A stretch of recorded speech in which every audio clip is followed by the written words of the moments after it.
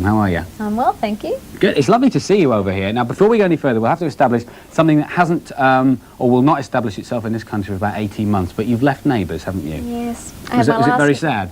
Oh, terrible. We had on my last day on the show was a Friday, and then we had a farewell party. And of course I was to make my speech for the lovely gifts they gave me, and I just cried. It's very sad.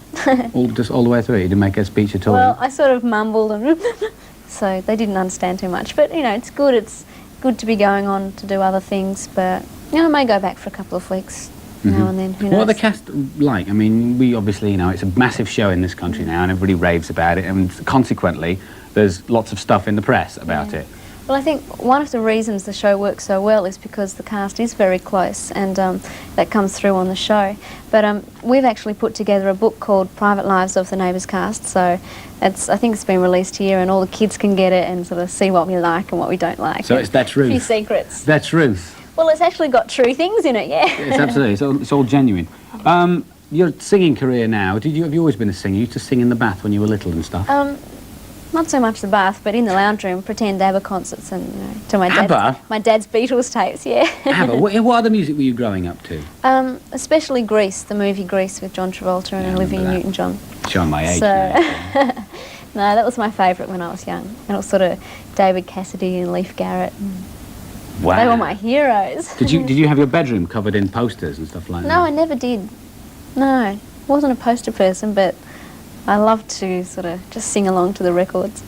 What are you looking forward to? I mean, you concentrate on the album now. I mean, do you want to be just a singer, or are you going to go and, you know, I don't know, television presentation or anything like that? Well, you know, got some points for me. Yeah, absolutely. I'll give you tips if you want them. Actually, no, probably not from me. You need some from a serious presenter. Well, I'd like to do both. Hopefully alternate between the two, as I have been doing.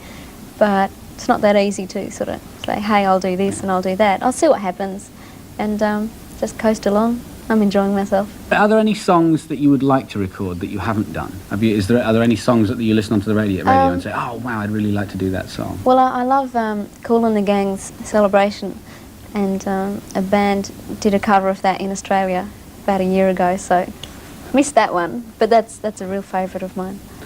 Speaking of bands in Australia, which bands do you think are going to come through? I mean, In Excess have finally broken in this country and got the success they deserve. Midnight Oil are coming through, and yourself. What other people are there for us to look out for, do you think? Well, Crowded House are currently touring around Britain and Europe, and they've got a great song out called Better Be Home Soon.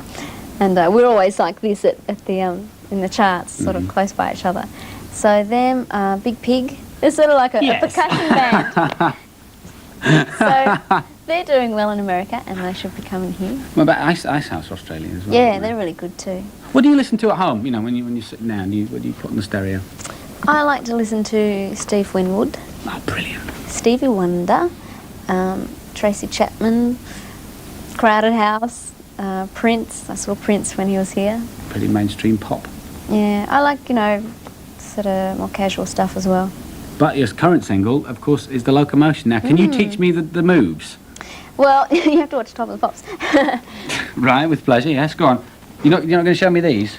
Is it because your version, that was the version that I used to do when I was in nightclubs. That was a long time ago, though. I never even heard the original till after I recorded it, so... Oh, really? Yeah. You didn't hear Little Eva's version first? No, I've heard it since. I haven't seen the film clip to it, but so I don't know the original dance. Oh, right. But you made up your own one as you went along? Yeah, I've got one. I do it with 4 guys dancing with me. It's a lot of fun. And you can see that in the video? Yeah, well, they're actually different because the video, I released Locomotion in Australia May '87, and we did the video then, and now it's a new version, but with the old video, so it's quite old.